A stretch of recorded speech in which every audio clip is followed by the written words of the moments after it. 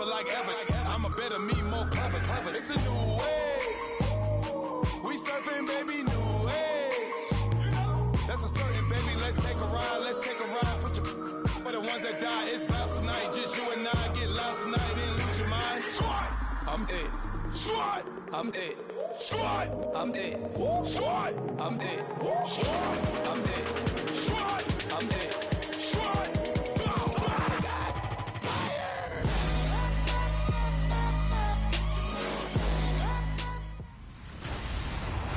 Hello, everyone. I'm Larry Ridley, and this is the NFL on EA Sports. In today's game, a very good defense will be on the field. The Falcons are the least scored on team in the league, and they'll be up against the Dolphins offense that will need to rise to the occasion. With that, let's welcome in our fine broadcast team. Here are Brandon Godden and Charles Davis. All right, Larry, EA Sports coverage of the National Football League is on the air. A few moments ago, it was Desmond Trufant of the Falcons making their way out of the tunnel to the delight of this sold-out crowd as his guys get set to do battle with Ryan Tannehill and the visiting Miami Dolphins. Hello again, everyone. Brandon Gaudin along with Charles Davis. And, Charles, we take a look at this Falcons team as they enter play.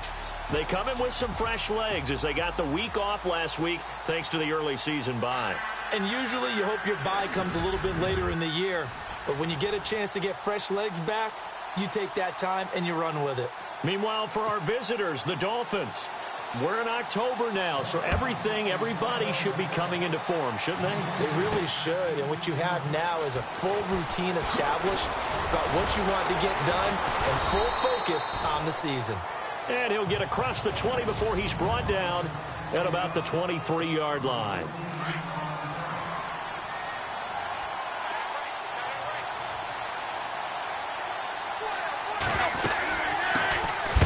They run with Perkins. And he will lose yardage here back at the 23-yard line. It's a loss of a yard there, and now second down. So a look here at the key inactives, and we got this list before the game down on the field. They tell us the same thing every time, don't they? Next man up. No excuses. Be ready to play. That's the mantra of every organization. The key is having guys on the roster who are capable of filling in and playing at a high level. That's when you know you've drafted well, scouted free agents well, and stocked your team just the way you're supposed to.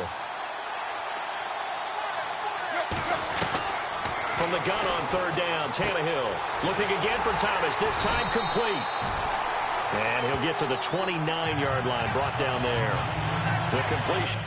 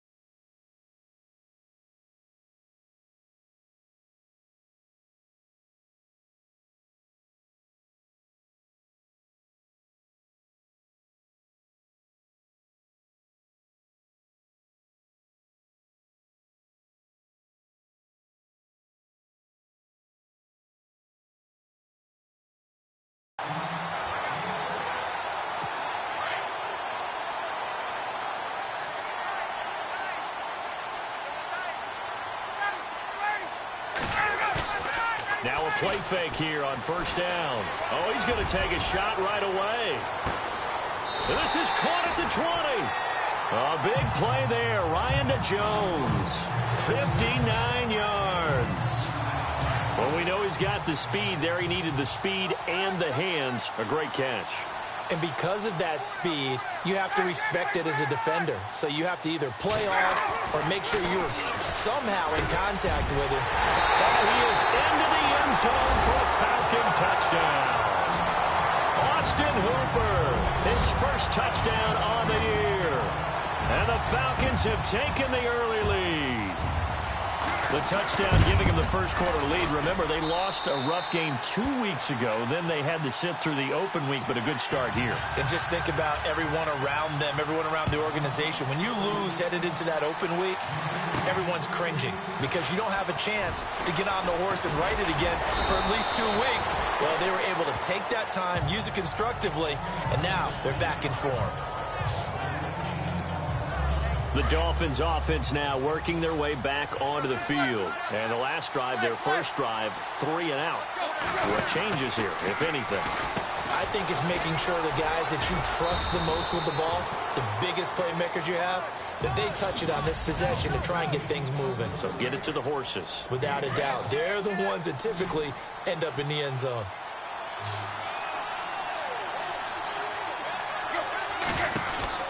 To throw on second down is Tannehill. And 5 yards on the play there as the drive will continue.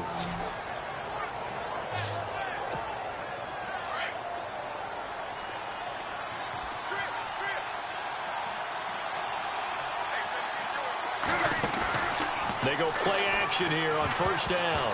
And the tip there altered the ball flight, and it falls incomplete. It'll be second down. Really nice play by the guys on the defensive side of the ball, but for the guys on the offensive line, they're doing a nice job of trying to protect their passer. But when a guy hops in the air and goes airborne to try and knock one away, it's difficult because you can't reach out and grab him. That'll be a holding penalty.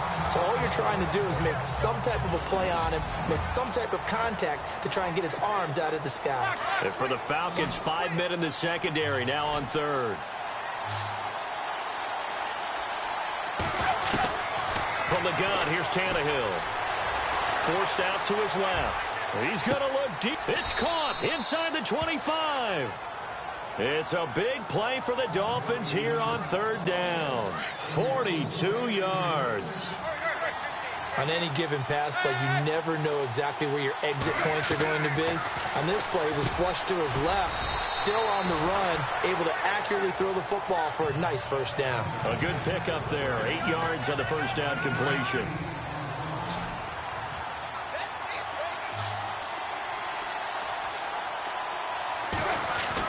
Here's Tannehill now on second down. And his throw here's incomplete. He couldn't get the hook up there that time with Thomas, and it's third and short. That would have been a great catch, but it's real difficult to hold on to it because it was contested all the way. Would have been a great play if he'd been able to haul that one in. Steps away to his left. And able to break one tackle, but then quickly brought down. He opted to go with a scramble, gets 2 yards, and now it's fourth. And, partner, I would guess that in his headset he was hearing from his coach, it's third down, don't take a sack. And in this case, he's able to avoid the pressure and get out of there. He doesn't get the first down, but he does turn a possible loss into positive yardage. Oh, and I think he went backward. He did. The Dolphins can't convert on fourth down. And the Falcons' defense stands tall. They'll get the football back.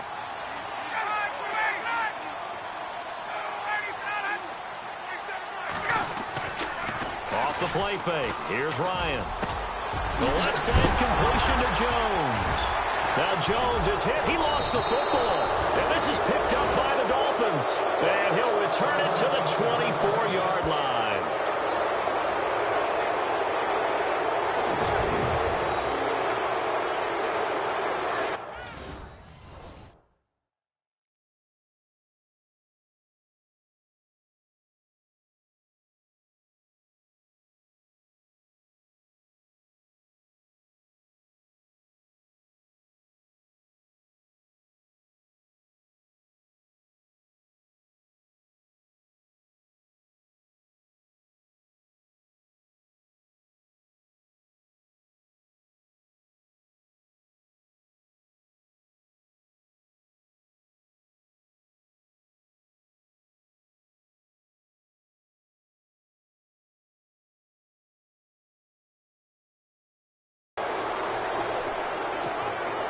comes the Dolphin offense now as they get set to take over here. And on the last drive, they were in field goal range. They just opted not to kick it, didn't get it. How does that change the mentality this go around?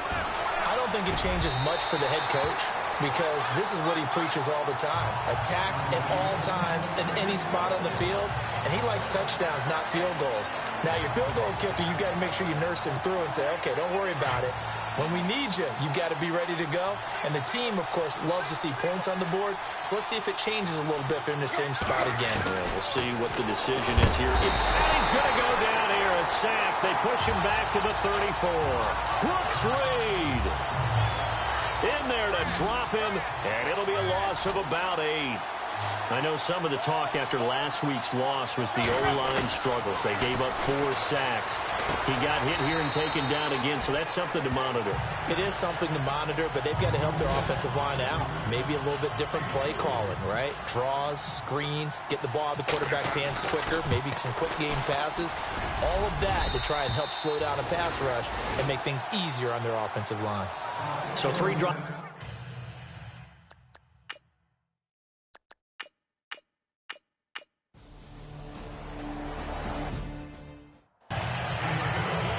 Atlanta now coming out on the field. And last drive, obviously not what you're looking for. You've got the lead. You got to protect the football. So in other words, someone got lucky because they've been moving the ball really well and wearing them down. In this case, though, giving up the football doesn't